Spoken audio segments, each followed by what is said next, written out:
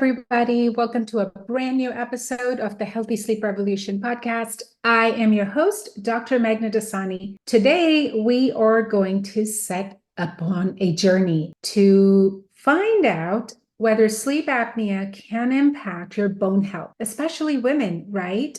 Those of us that are menopausal, perimenopausal, even premenopausal, bone health, bone density, all of that plays such a big role in what our life is going to look like as we get into our older years. So we are going to jump right into this. So we know that sleep is a fundamental aspect of our health, right? You don't sleep, it impacts every aspect of your being, from your mood to how your health is impacted, to how you show up in the world, to how productive you are. It's far beyond just rest and rejuvenation. And over the years, a lot of research has been done. And this research has shown that there is a connection between sleep as well as the various facets of good health. And one such area of interest there's a lot of emerging research is the potential link between obstructive sleep apnea and early bone loss.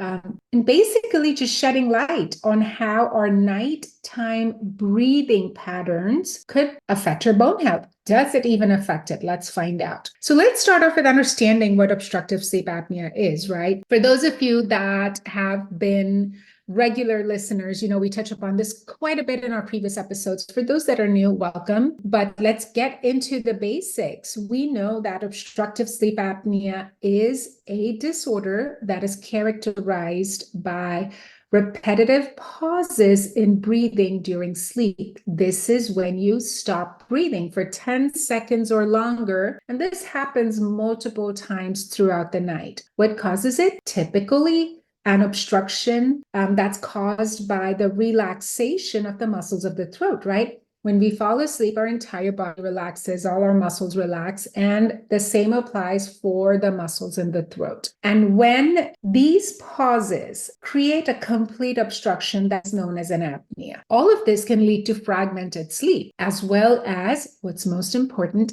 diminished blood oxygen levels.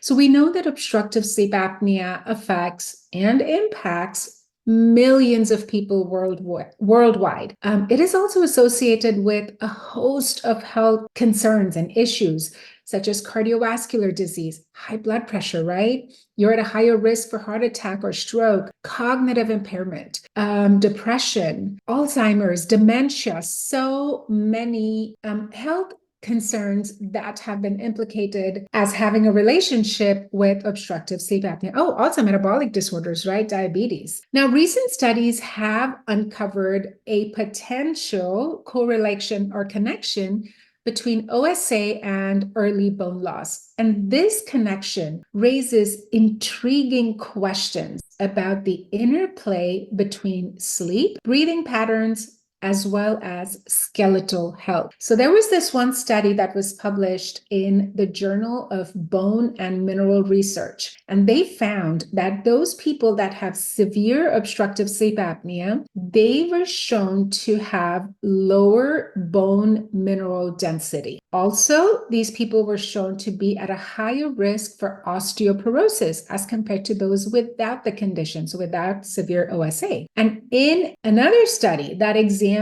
bone health in adults with obstructive sleep apnea, the researchers found that the indicators of early bone loss were much notably higher in people with severe obstructive sleep apnea as compared to mild to moderate cases, and also in controls that did not have obstructive sleep apnea. Now, there were 90 men that were between the ages of 30 to about 59. They attended a sleep and respiratory center, a study basically at a sleep and respiratory center from August 2017 to February 2019.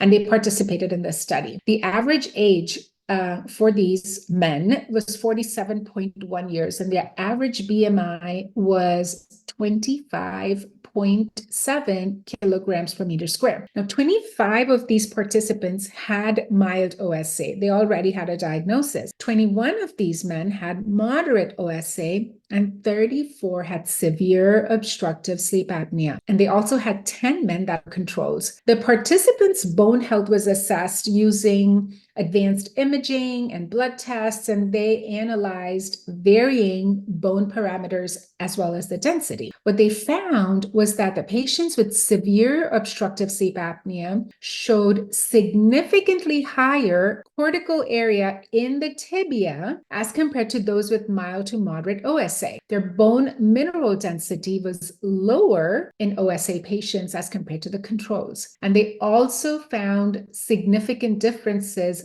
among the OSA severity groups. There were differences noted in bone microstructure, especially in the trabecular as well as the cortical thickness. Now, we all understand that larger studies are still needed to better understand the relationship between obstructive sleep apnea and osteoporosis. We also understand that the limitations that this study had would include its cross-sectional design, a smaller sample size, and the inability to control for various factors such as nutrition, exercise. That's so much that goes into this. More importantly, especially for me, the exclusion of women and elderly people may limit the study's generalizability. So then the question arises, what are the mechanisms at play, right? The precise mechanisms that are underlying this association, we're still uncovering it, right?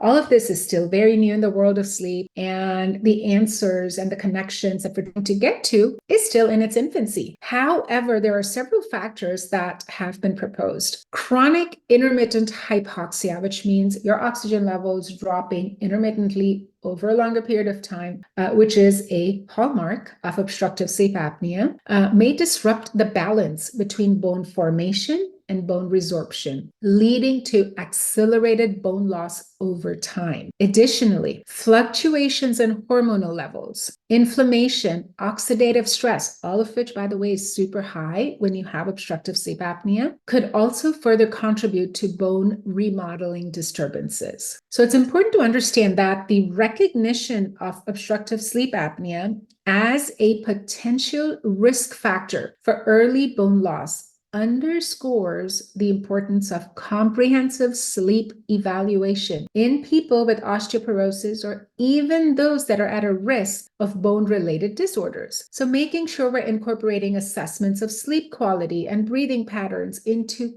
routine clinical practice could aid in early intervention as well as detection. And this could potentially mitigate these detrimental effects that we're seeing from sleep apnea on bone health. Furthermore, making sure we're addressing OSA through therapeutic interventions such as CPAPs, oral appliances for those that are unable to tolerate the CPAP, the role of myofunctional therapy, all of those can help alleviate the symptoms, but it could also help preserve bone density and reduce the risk of osteoporotic fractures. Now, we know that further research is warranted to better delineate these causative mechanisms as well as optimal management strategies.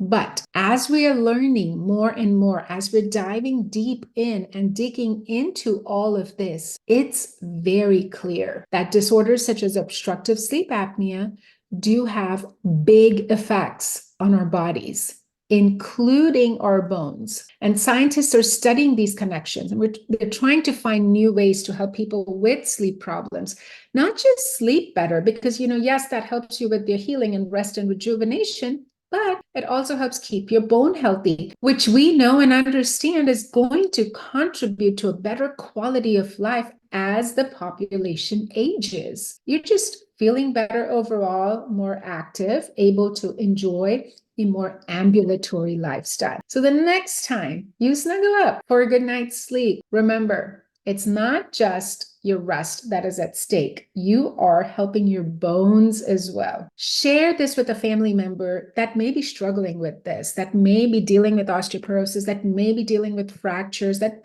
possibly even has a diagnosis. You never know what little bit of information is going to be beneficial to them. As always, leave us a review. I will see you next time.